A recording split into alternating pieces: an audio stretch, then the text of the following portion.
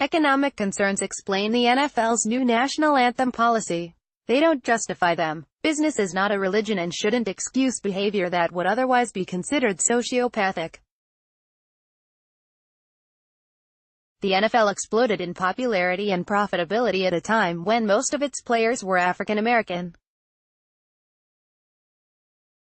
You would think this alone would make franchise owners sensitive to civil rights issues and want to help the community that produced the majority of its workforce. But rather than engage players who helped enrich them, the owners unilaterally decided to ban a form of protest that has effectively maintained a national conversation about racial injustice. Players will now be required to stand if they are on the field when the national anthem is played. Advertisement: some NFL players might be millionaires, but they share something with many Americans who work for large companies.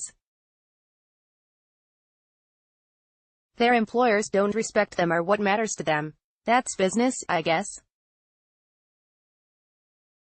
NFL players are on less stable footing than their counterparts in other sports leagues, particularly because of the high risk of injury and relative scarcity of fully guaranteed salaries.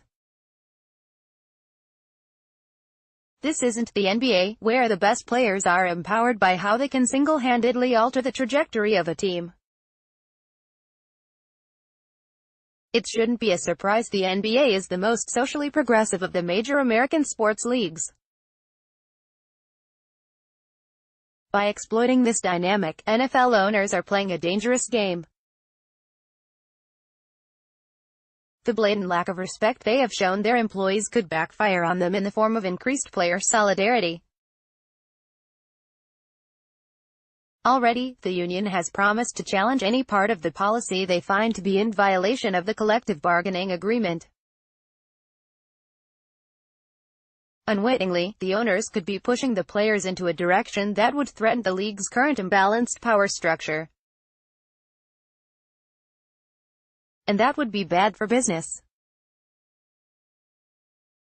Matt Kemp's return to the Dodgers has been worthy of a celebration, as the veteran outfielder is batting .338 with 6 home runs and 25 runs batted in. It's not entirely inconceivable the 33-year-old Kemp makes the All-Star team, a distinction he last had in 2012. "That isn't anything I've been really worried about at this moment," Kemp said. "Those types of accolades are always good, but right now, I'm just worried about us playing better baseball, being back in first place and staying there. If the All-Star game were tomorrow, catcher Yasmani Grandal would probably be the only Dodgers position player representing the National League. But the fact Kemp is even a contender for a spot on an All-Star team speaks to how he has already defied expectations. He was acquired from the Atlanta Braves over the winter not to anchor the Dodgers lineup, but to help get the payroll under the luxury tax threshold.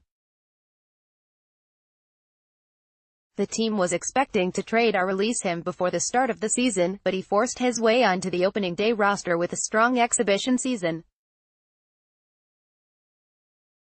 He has since earned a regular place in the middle of the Dodgers order.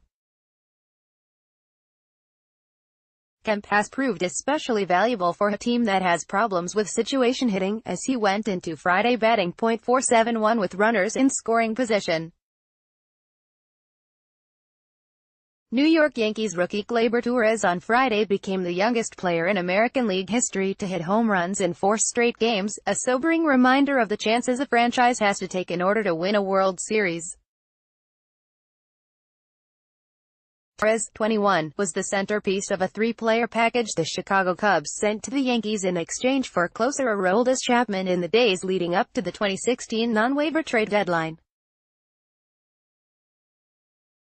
The Cubs knew what they were giving up, as Torres was the top-ranked prospect in their farm system. The Cubs went on to win the World Series, but barely, their Game 7 triumph over the Cleveland Indians marking the difference between the trade being a smart move and a reckless gamble.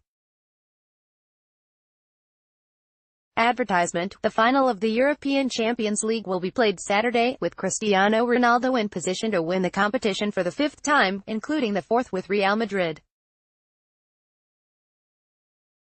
Ronaldo is now 33, his longevity a testament to his underappreciated adaptability. There were several points over the last several years when Ronaldo looked as if he was in decline, but he offset the effects of his diminished speed by transforming himself into the world's most dangerous penalty box player. This is no small achievement, considering Ronaldo played the majority of his career as a winger. His old position required him to run with the ball at his feet, his new one forces him to move without it. Dylan Hernandez at LAtimes.com. Follow Dylan Hernandez on Twitter at DylanOHernandez.